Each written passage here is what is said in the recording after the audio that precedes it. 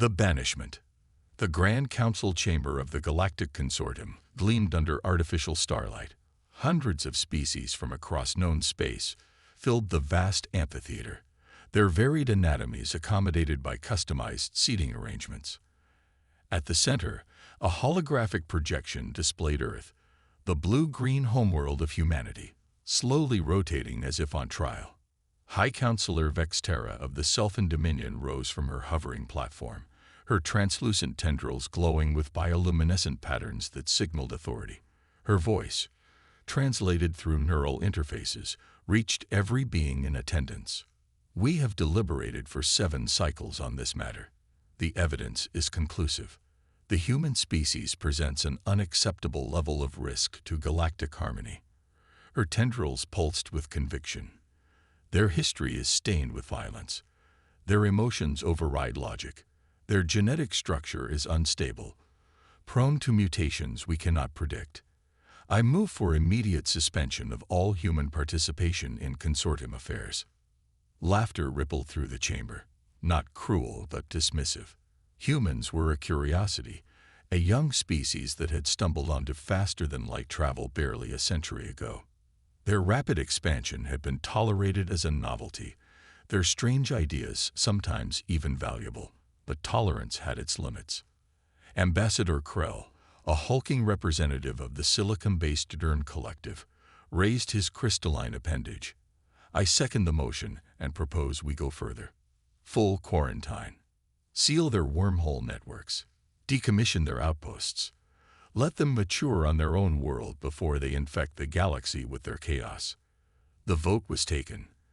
The result displayed across the chamber's dome, in pulsing light. Unanimous approval. The human representatives weren't even present. They'd been delayed in transit, a diplomatic fiction everyone understood. Let it be recorded, Vexterra announced.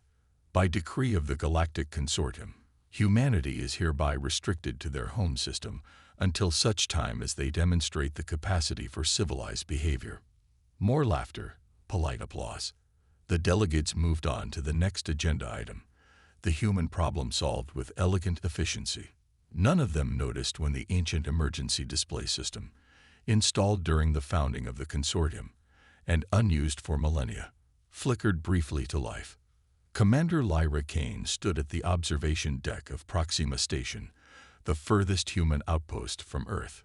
Through the transparent aluminum viewport, she watched the stars with eyes that had seen too much. At 42, she had spent most of her adult life building humanity's place among the stars. Now she was about to oversee its dismantling. Commander, her XO, Marcus Chen, approached with a data tablet. The consortium envoy has docked. They're requesting immediate implementation of the withdrawal protocols. Lyra didn't turn from the stars. How many of our people are still out there, Marcus? 8,317 humans on various worlds and stations. His voice remained professional, but Lyra heard the tension. Most are being escorted to extraction points. And the ones who don't want to leave. The married couples. The researchers who've spent decades on their work. Marcus swallowed. The decree doesn't allow for exceptions. Lyra finally turned, her weathered face set with determination. Give me the secure comm. I need to speak with Director Halsey one last time. In her private quarters, Lyra established the quantum-encrypted connection to Earth's Defense Directorate.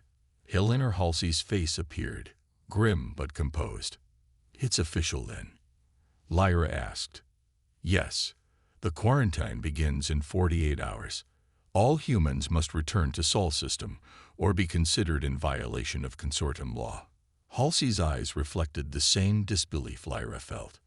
They're shutting down the wormhole network as we speak. Soon the only way home will be conventional drives. Months or years of travel. They can't just erase us from the galaxy. Lyra protested. We've built alliances, trading partnerships. Hell, some of our people have families out there.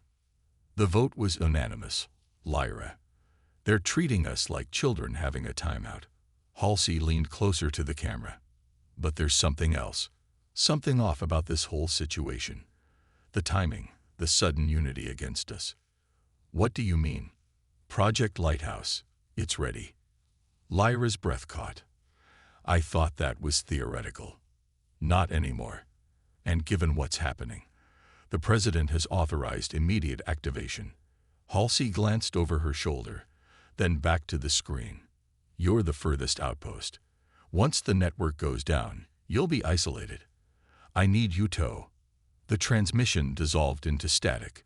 Lyra tried to reestablish, but the quantum link was gone. Either Earth had cut the connection, or someone else had. She stared at the blank screen, then at the small data chip Halsey had transferred during their conversation. Project Lighthouse, a contingency no one had expected to use. Commander, Marcus called through the door. The envoy is becoming insistent.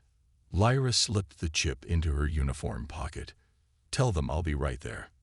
On the consortium homeworld of Avendriel, junior diplomatic attaché Zethnar of the amphibious Morrigan species was working late. His scaled fingers moved through holographic files, organizing the aftermath of the human quarantine vote. Most of his colleagues had left to celebrate. The humans had been a persistent complication in galactic politics, too innovative, too unpredictable. Their removal from the equation simplified many calculations.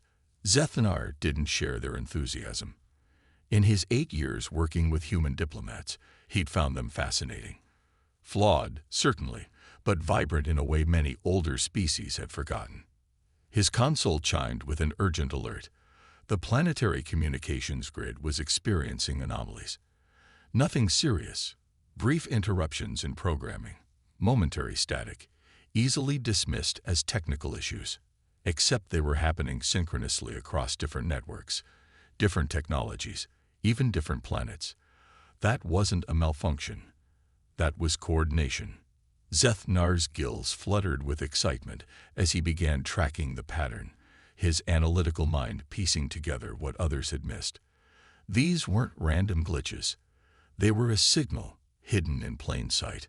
When the first clear image broke through on his private terminal, Zethnar gasped. It showed a human medical team working frantically to save a young Selfin child during the Nelvera colony disaster. The footage was raw, unedited.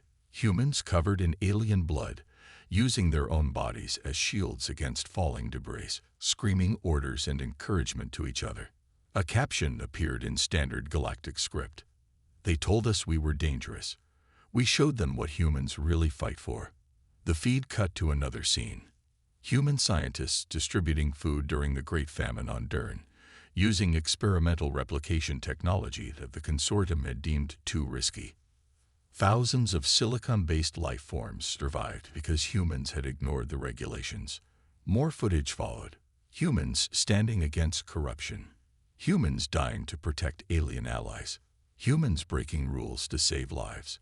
With each clip, the same message repeated. They banned us from the stars, but they cannot ban the truth.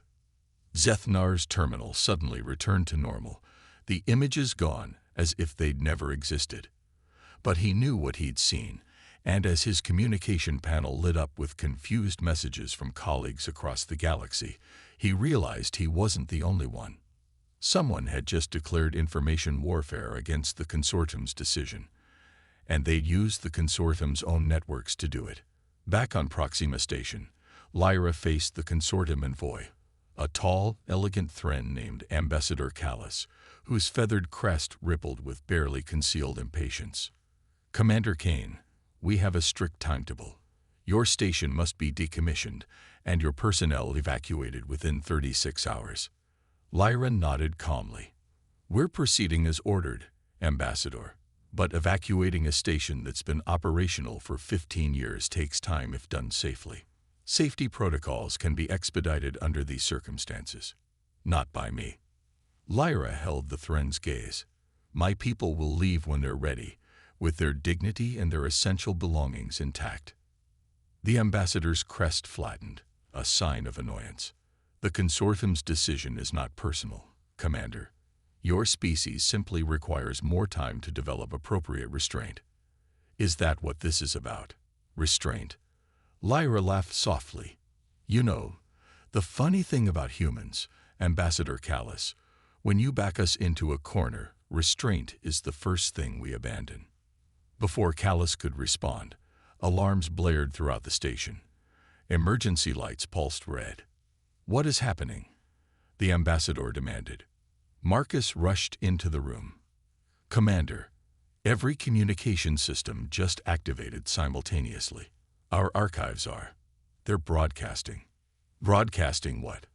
Lyra asked, though she already suspected the answer. "Everything.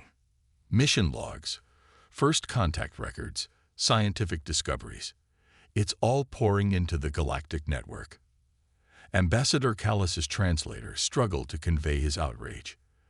"This is a direct violation of the quarantine order. You will cease transmission immediately." Lyra spread her hands in a gesture of helpless confusion. "I would if I could, Ambassador.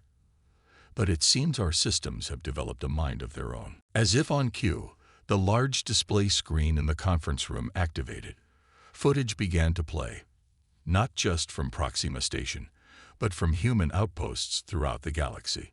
Hundreds of feeds showing humanity's contributions to galactic civilization over the past century. The truth, unfiltered and raw, flooding every channel. "What have you done?" Callus whispered. Lyra watched the screens, a small smile forming. "We lit a lighthouse, Ambassador, because the galaxy needs to see what's being hidden in the dark." On worlds across the consortium, beings of all species watched in stunned silence as their entertainment systems, information terminals, and communication devices displayed the same unexpected content. Human history, unfiltered and uncensored. Their wars and their healing. Their failures and their triumphs. On Evendriel, Zethnar compiled everything he could capture, recognizing the historical significance of what was unfolding. The broadcasts shouldn't have been possible. The consortium's communication security was supposedly unbreakable. Yet it was happening. And as he watched beings around him react to the footage, he saw something unexpected. Recognition. Not everyone had supported the human quarantine. Many had simply remained silent. But silence was no longer an option. The last image to appear before the broadcast ceased was simple yet profound. An ancient human spacecraft, primitive by current standards, with the words Voyager emblazoned on its side. It had been launched centuries ago, carrying messages of peace and information about Earth to the stars, long before humans knew they weren't alone. The caption beneath it read, "We were reaching for the stars before we knew you existed. We won't stop now." Then the screens went dark, leaving billions of beings across thousands of worlds with the same question burning in their minds. What if we were wrong about them? The awakening. The emergency session of the Galactic Consortium was called within hours of the broadcast. The Grand Chamber, usually a model of decorum, echoed with angry voices and accusations. High Counselor Vexterra struggled to maintain order, her bioluminescent tendrils flashing warning patterns. "This unprecedented breach of our communications network is exactly why the human quarantine was necessary," she declared, silencing the chamber momentarily. "They have demonstrated once again their disregard for law and procedure." From his seat in the junior diplomatic section, Zethnar watched the proceedings with growing unease. The speed with which the council had convened was unusual. The forceful way they were shaping the narrative even more so. Ambassador Krell's crystalline form vibrated with simulated outrage. "We must strengthen the quarantine. Cut all remaining links to human space. Any being harboring humans must be sanctioned." Murmurs of agreement rippled through the chamber, but they weren't universal. A delegate from the methane-breathing Volok's Confederacy raised a tentacle. "Before we escalate further, should we not address the content of these transmissions? Some of the footage showed humans sacrificing themselves to save our people during crises the consortium failed to address adequately." Vexterra's tendrils darkened. "The selective editing of historical events is propaganda, not evidence. The vote has been taken. The matter is closed." But Zethnar could see it wasn't closed. Not anymore. The images had resonated with too many beings, awakened too many questions, The council was rushing to contain not just humans, but the truth about them. He slipped away from the session, mind racing. There was more happening here than a simple quarantine of a troublesome species. Much more. On Proxima station, the atmosphere was tense but focused. After the broadcast, Ambassador Callis had been invited to comfortable but secure quarters while Lyra and her team worked against the clock. "They've accelerated the timeline," Marcus reported, rushing into the command center. "Consortium vessels will reach us in 18 hours to forcibly decommission the station if we haven't evacuated." Lyra nodded, unsurprised. "And the analysis of the Project Lighthouse data." Dr. Amara Okafor, the station's lead scientist, looked up from her terminal. Her dark eyes were troubled behind holographic displays.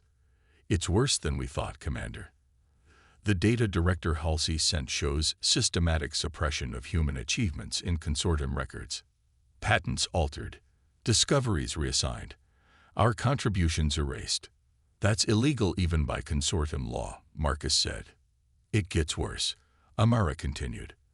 "The quarantine vote wasn't about our emotional instability at all. Look at these resource surveys." She projected a star chart showing systems near Earth. Highlighted regions pulsed with data about mineral deposits, rare elements, and strategic positioning. With humans removed from the equation, these territories revert to consortium control. It's not a timeout. It's a land grab. Lyra studied the map, fury building inside her. So the broadcast worked. "We showed the galaxy what's happening. Now what?" "Now we need to leave," Marcus urged. "We've made our point, but we can't fight consortium warships." "We're not leaving," Lyra replied calmly. "At least, not all of us, and not empty-handed." She activated the station-wide communication system. "Attention all personnel. As of this moment, Proxima Station is invoking Emergency Protocol 7. Voluntary evacuation begins in 2 hours. Those choosing to remain, report to Section D for briefing." "This is not a drill." Marcus stared at her. "Protocol 7. That's for hostile first contact scenarios." "Seems appropriate, doesn't it?" Lyra's smile was grim. "The consortium just declared war on humanity. They just don't know it yet." Deep in the administrative complex on Evendriel, Zethnar moved through shadowed corridors with practiced stealth. His diplomatic credentials gave him access to most areas, but what he was doing now would be considered treason if discovered. The central archives were supposedly open to all diplomatic staff, but certain sections remained restricted. It had taken careful manipulation of his access codes to reach the secure historical repository where the oldest consortium records were kept. The chamber was dimly lit, filled with data crystals organized in chronological order. Zethnar moved to the section covering the period just before humanity's discovery of faster-than-light travel. What he found made his gills flutter in shock. The consortium had known about Earth for centuries, had monitored humanity's development, had deliberately delayed contact until certain conditions were met, and worse, had engineered conflicts on Earth to test human responses, to measure their potential threat level. The deeper he searched, the clearer the pattern became. The consortium, or at least its ruling members, had feared humans from the beginning, not for their violence or emotional instability, but for something far more threatening to the established order: their adaptability. Humans learned too quickly, innovated too readily, questioned too persistently. And so a plan had been implemented: allow humans limited access to the galactic community, but ensure they remain dependent on consortium technology, restrict their expansion, monitor their development, and when the time was right, find a reason to remove them from the equation entirely. The quarantine wasn't a recent decision. It had been planned for decades.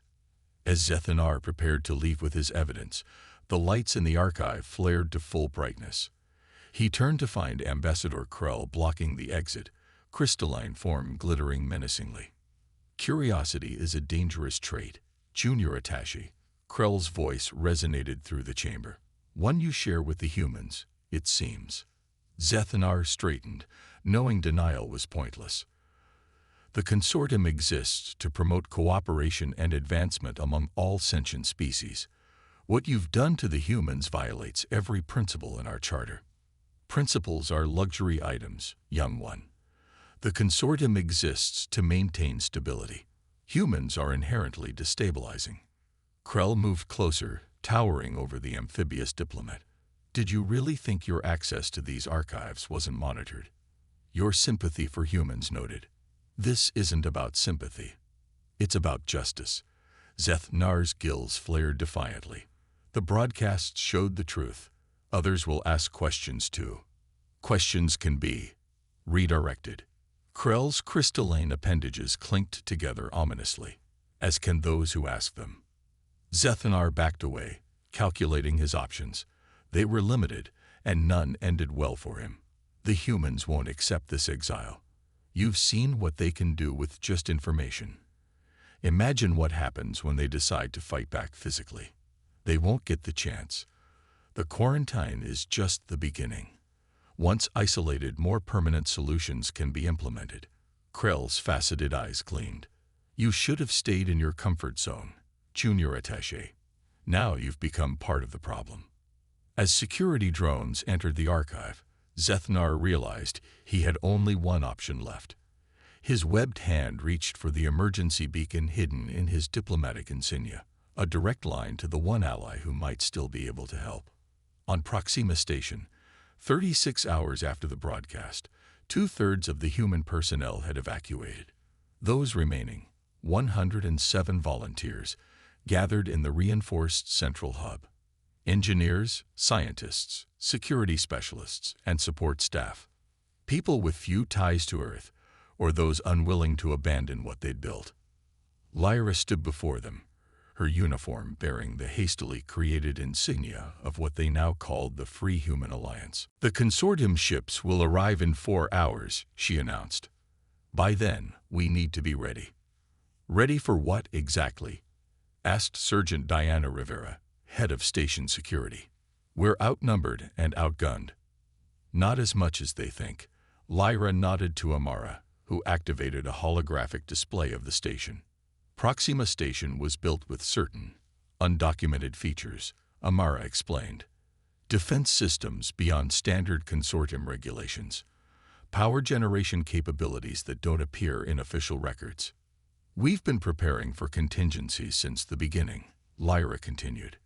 Director Halsey suspected something like this might happen. Project Lighthouse wasn't just a communication plan, it was a survival strategy. Marcus stepped forward. The real question is, what's our endgame? We can resist for a while. But then what? Then we negotiate, not as exiles, but as equals. Lyra's voice hardened. The broadcast changed things. Right now, across the galaxy, beings are questioning the consortium's decision. We've created leverage. A technician rushed into the room. Commander, we're receiving a priority transmission. Diplomatic emergency channel. Source? Lyra asked. Avendriel. It's weak, like it's being jammed, but put it through. The main screen flickered, showing a dimly lit chamber. Zethnar's scaled face appeared, his features tense with fear. Commander Kane, there isn't much time. I've discovered the truth about the quarantine. It was planned years ago. The consortium fears human potential. They're planning something worse than exile for your people. The transmission became garbled. Zethnar glanced over his shoulder. I'm sending data now. Evidence of deliberate suppression, falsified records. Use it. The majority of consortium species don't know what their leaders are doing. The sound of forced entry came through the speakers. Zethnar's expression became resolute. Humans have allies, Commander. More than you know. Find them. Unite them. The consortium isn't the galaxy. It's just the ones who've been in control too long. The transmission cut off abruptly. Did we get the data? Lyra asked. Amara nodded. It's still coming through. Encoded in a burst transmission. Start analyzing it immediately and prep the defense systems. As her team rushed to their stations, Lyra turned to Marcus. Change of plans. We're not just defending this station anymore. We're starting a revolution. Across the galaxy, the aftermath of the human broadcast continued to ripple through societies. On countless worlds, beings began to question narratives they'd accepted without thought. Archives were searched, records examined, inconsistencies noted. The consortium leadership scrambled to contain the situation, issuing statements dismissing the broadcast as manipulated propaganda. But doubt, once seated, grows quickly. On trading worlds where humans had once been welcome partners, protests formed. On academic stations, scholars demanded access to unaltered historical data. In the methane clouds of Volox Prime, ancient philosophers began composing treatises on the ethical implications of species-based quarantine. The narrative was slipping from the consortium's control, and as the battle for Proxima Station began, human ingenuity against consortium might, something unexpected happened. They weren't fighting alone. Merchant vessels from a dozen species accidentally blocked consortium warships. Communication relays experienced convenient malfunctions. Supply chains to consortium military forces developed mysterious delays. Small acts of resistance, plausibly deniable, but coordinated through channels the consortium couldn't monitor or control. The underground network that Zeth-Nar had helped build now activated in humanity's defense. 6 days after the broadcast, High Counselor Vexterra faced a chamber in revolt. Junior members had called for a vote of no confidence. Evidence of corruption and conspiracy had been made public, not by humans this time, but by the consortium's own members. "This council has lost its way," declared the Volox representative, his translation echoing through the chamber. "We were founded to unite the galaxy, not to persecute species based on potential threats or economic gain." Ambassador Krell and his allies fought desperately to maintain control, but the momentum had shifted. Too many questions had been raised, too much evidence exposed. When the final vote came, it wasn't unanimous like the quarantine had been. It was divided, contentious, painful, but decisive. The old leadership was removed, investigations launched, and the human quarantine suspended pending review. 1 month later, Lyra Kane stood in the newly established Embassy of Humanity on Evendriel.